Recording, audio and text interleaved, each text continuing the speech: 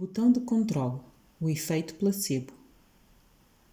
Segundo um pesquisador, não importa a ordem das letras de uma palavra, a única coisa importante é que a primeira letra esteja no lugar certo. O resto pode estar uma bagunça e você ainda irá ler sem problemas. Isto é porque o cérebro humano não lê cada letra sozinha, mas a palavra como um todo. O seu cérebro é elaborado para criar atalhos, a fim de compreender a realidade e buscar quaisquer ameaças à sua sobrevivência. Um dos meios pelos quais ele faz isto é preenchendo as lacunas, exatamente como você fez enquanto lia as palavras inarticuladas acima. No entanto, esta habilidade ímpar pode também criar problemas na percepção. A sua mente pode ser inclinada ao erro e talvez você nem perceba. Em 2005, o filme Control é um grande exemplo de como isto funciona. É a história de um sociopata sentenciado à morte por uma injeção, a quem foi dada uma segunda oportunidade na vida. Tudo o que ele tem que fazer é ser voluntário para uma experiência, como um hamster, com uma nova droga que todos esperavam trazer a paz para uma alma perturbada. O ator, que interpreta o personagem protagonista do assassino, relutantemente concorda. Com o passar do tempo, o seu personagem acalma-se, vivencia o remorso e verdadeiramente parece ter mudado. Mas logo descobrimos que todos os outros voluntários, alguns que utilizavam a mesma droga experimental, morreram. No entanto, o ator continua vivo. Porquê? Não quero estragar-lhe o filme, mas vou dizer o seguinte: as suas expectativas criam os seus resultados, os resultados que você obtém. Você não precisa de saber conscientemente quais são as expectativas. Isto tirará conclusões a respeito a partir das pessoas à sua volta e do seu próprio passado. É aí que o Ho'oponopono chega para salvar o dia. Segundo o Dr. Hewlett, o nosso passado faz parte da nossa programação. O que esperamos da vida e uns dos outros vem das conclusões que tiramos das nossas experiências. Em outras palavras, você quase nunca vê o momento claramente. Você vê-o através de um filtro. No filme Control, o ator principal teve uma criação violenta. Ele tinha presenciado crimes de paixão e ódio e inconscientemente concluiu que a sua vida seria o que ele viu. Claro que isto não era verdade, pois não tinha que ser assim. No entanto, a sua mente tirou conclusões e ele inconscientemente vivenciou-as. À medida que a história se desenrola, ele conhece alguém que o ajuda a tirar uma nova conclusão a respeito de si mesmo e começa a mudar drasticamente. Porquê?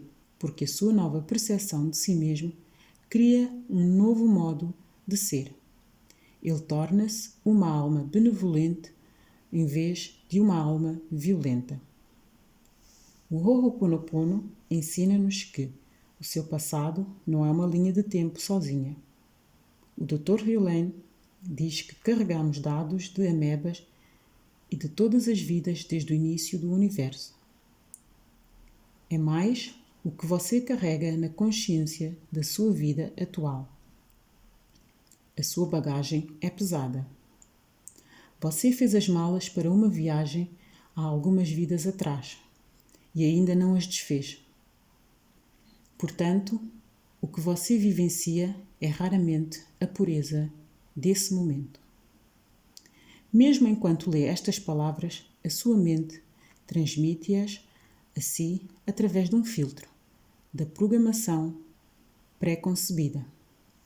Se foi ensinado a ser cético, você vai ler este livro de um certo jeito. Se foi ensinado a ser aberto, irá lê-lo de outro modo. Se você gostar de mim e dos meus livros, terá uma determinada expectativa. Se você for uma daquelas pessoas que não gostam de mim, vai ler este livro de um outro jeito. Bem, aonde está o livro? Se há múltiplas formas de assimilar estas palavras, dependendo dos seus dados pessoais e das suas expectativas, aonde está a realidade deste livro? Aqui está outro teste mental para ajudar a elucidar como as funções cerebrais seguem estes parâmetros. Leia a seguinte frase e conte quantas letras F você vê. Finish 5 are the results of years of scientific studies combined with experience of years. Este exemplo ajuda a demonstrar como o seu cérebro tem falhas. A propósito, há 6 Fs. Você chegou a notar os que estão na palavra off? Aqui está outro teste. Quantos animais de cada espécie Moisés colocou na arca? A menos que você já tenha visto esta pergunta, provavelmente respondeu 2. Mas você estaria errado. Moisés não reuniu animais. Foi Noé quem o fez. Segundo Herbert, em seu livro On Second Thought, um estudo foi conduzido no qual alunos universitários foram solicitados a ler instruções no início de um programa de exercícios. Um grupo leu as instruções de uma fonte Arial preta, clara e legível. O outro grupo leu as mesmas instruções, mas em fonte brush, fazendo parecer que tinha sido escrita à mão em paintbrush japonês. Então, foi solicitado que os alunos iniciassem a rotina de exercícios. Os que leram as instruções na fonte fácil sentiram que o programa seria fácil de começar e realizar. Mas os que leram as mesmas instruções com a fonte mais difícil sentiram que o programa seria excessivamente difícil e nem o fariam. Segundo o que Herbert escreveu, os que tiveram dificuldade em ler as letras desenhadas em paintbrush japonês não tinham qualquer intenção em seguir no ginásio. Apenas a leitura já os cansou. Perceba que estes alunos não sabiam conscientemente que o desenho das instruções estava a afetar as suas decisões. Isto ocorreu sem que tivessem consciência. Um tipo de fonte influenciou-os. O seu cérebro fez julgamentos súbitos o tempo todo. Ele está a tentar ser eficiente e mantê-lo em segurança, e é preguiçoso. Porém, como revelam os exemplos anteriores, estes atalhos talvez estejam a limitar a sua capacidade de ver a realidade da vida e fazer mudanças quando quer que você quiser fazê-las. Talvez você nem veja como tudo e todos à sua volta o estão a influenciar. Está a correr de forma totalmente inconsciente. O Ho'oponopono convida-o a abrir mão da programação passada, que, essencialmente, cria estas falhas mentais. Esquece todo e qualquer ato do passado para encontrar o amor e a aceitação deste momento. É um pedido difícil. O Dr. Hewlett não acredita que conseguiremos fazê-lo nesta vida. Acho que ele está a ser pessimista, mas isto é um dado meu. De qualquer modo, a atitude a tomar é purificar. Purificar neste livro, purificar na sua vida, purificar as suas expectativas, em qualquer coisa.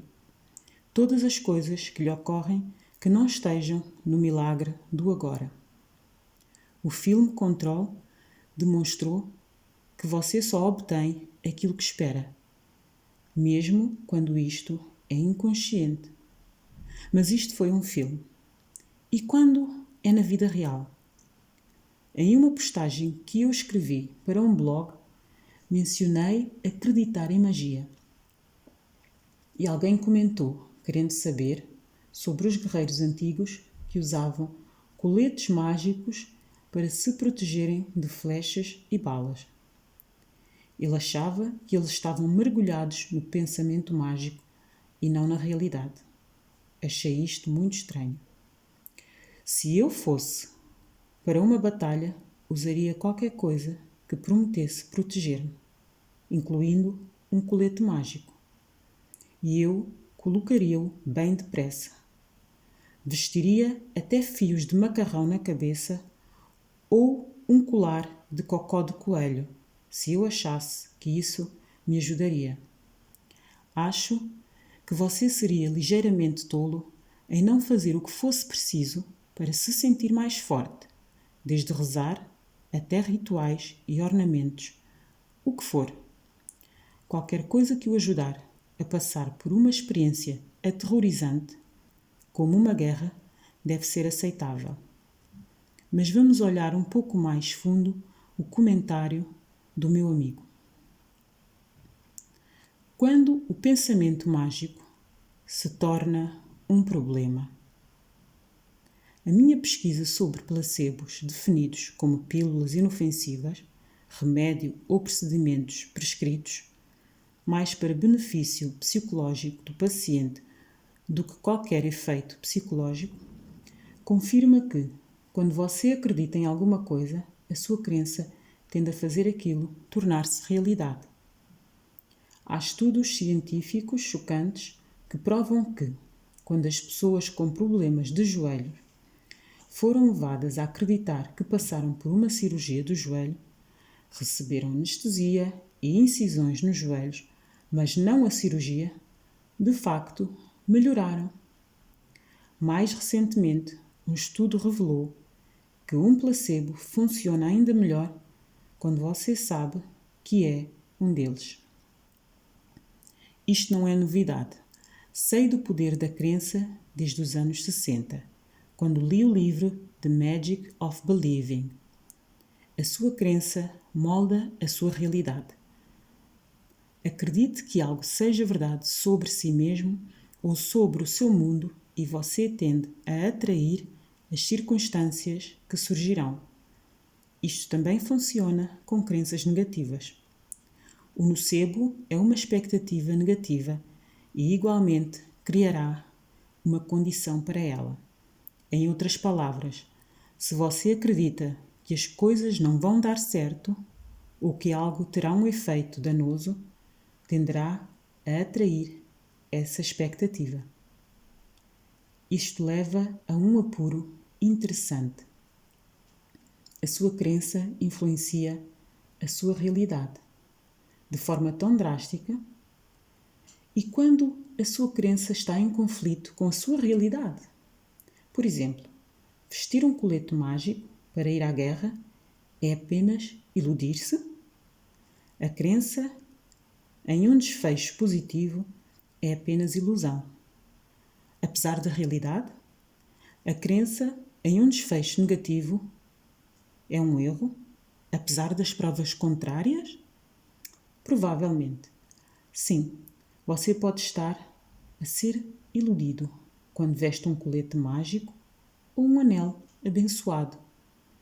Mas é exatamente essa ilusão que pode ser a crença que irá ajudá-lo a atravessar a vida com força e até ser a ousadia extra de que você precisa para ajudá-lo a sobreviver e prosperar. Coloque desta forma. E qual será a sua saída? Entrar na batalha sem nada? Passar pela vida sem força? Pelo facto de que a sua crença é o elemento de controle nesta situação, você está livre para acreditar no positivo, no negativo ou em nada. Coloco nada em itálico, pois até acreditar em nada ainda é acreditar em alguma coisa. Alguns acham que o grande Deus, chamado ciência, é a supremacia do que é a realidade. No entanto, a ciência está sempre a chegar a conclusões que contradizem as anteriores. E a ciência atual, por trás dos placebos, prova que aquilo que você acredita é mais importante do que aquilo que se chama a realidade à sua volta. Se a ciência for um fator decisivo sobre a realidade, por que é que todos os cientistas não concordam? Por que é que há cientistas que acreditam em percepção extrasensorial, por exemplo, e por que é que há outros que não acreditam? Achei que a ciência fosse o veredito. Deixei de ler revistas populares de ciência porque estava claro que simplesmente relatavam os estudos recentes. Se estiver à espera o tempo suficiente, irá descobrir novos estudos que serão conflitantes com os antigos. E assim vai. Resumindo, o que é real? Desde que lancei o meu livro e o programa em áudio, The Walking Course, tenho enfatizado que a realidade é uma ilusão. Não é uma ideia nova. Buda e os outros, principalmente os professores de não-dualidade, dizem a mesma coisa. Quando você vem do quarto estágio de despertar, você vê a ilusão. Como disse Albert Einstein, a realidade é meramente uma ilusão, apesar de ser bem persistente. Novamente, você é livre para usar amuletos ou coletes mágicos, ou não fazer nada disto. Você pode depositar a sua fé na magia ou pode colocar a sua fé na realidade. Ambas refletem as suas crenças. Ambas são essencialmente realidade. Afinal, a chamada realidade que você vê é vista por meio das suas percepções. E essas percepções são feitas das suas crenças. Se você me conheceu, me ouviu falar, viu as minhas fotografias, me viu na televisão ou no cinema, sabe que uso anéis e colares de miçangas. Algumas peças são para branding, outras possuem verdadeiros amuletos e acredito que me ajudam. Na verdade, sempre que falo em público, uso uma pedra especial feita com uma parte de meteorito de Gibeon, que estimam possuir 4 bilhões de anos, mais velha do que o planeta Terra. É linda e eu sinto uma energia extra quando a uso. Também foi um presente de Nerissa, a minha esposa, há uma década, portanto, também tem um valor sentimental. Você pode ver-me a usar nas capas dos meus livros. O que é mais importante a respeito? A minha crença nela? Dito isto, o que é real de facto? A verdade é que prefiro acreditar em um universo mágico e ver a minha vida florescer com milagres do que andar por aí, temer cada folha que cai. Ao mesmo tempo, concordo com o ditado sufi: confie em Alá, mas primeiro amarre o seu camelo. Voltando ao comentário do meu amigo sobre a minha postagem no blog a respeito do pensamento mágico, isto significa confie no seu colete mágico, mas também faça o que for necessário para se cuidar. Isto tem tudo a ver com a cocriação da realidade. Sim, a magia existe.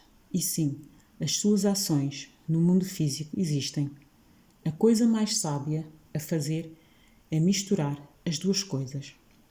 Um único perigo real da magia é confiar somente nela. Sean Achor, no seu livro The Happiness Advantage, sugere que você use óculos de lentes tingidos de rosa, em lugar de lentes cor-de-rosa. Ele coloca da seguinte forma: como o nome diz, óculos tingidos de rosa permitem que os problemas da realidade entrem no campo de visão, embora ainda mantenham o foco mais no positivo. Vou concluir citando Bruce Barton, que é tema do meu livro The 7 Lost Secrets of Success. Ele escreveu o seguinte no seu livro What Can a Man Believe? De 1927. Fé no negócio, fé no país, fé em si mesmo, fé em outra pessoa.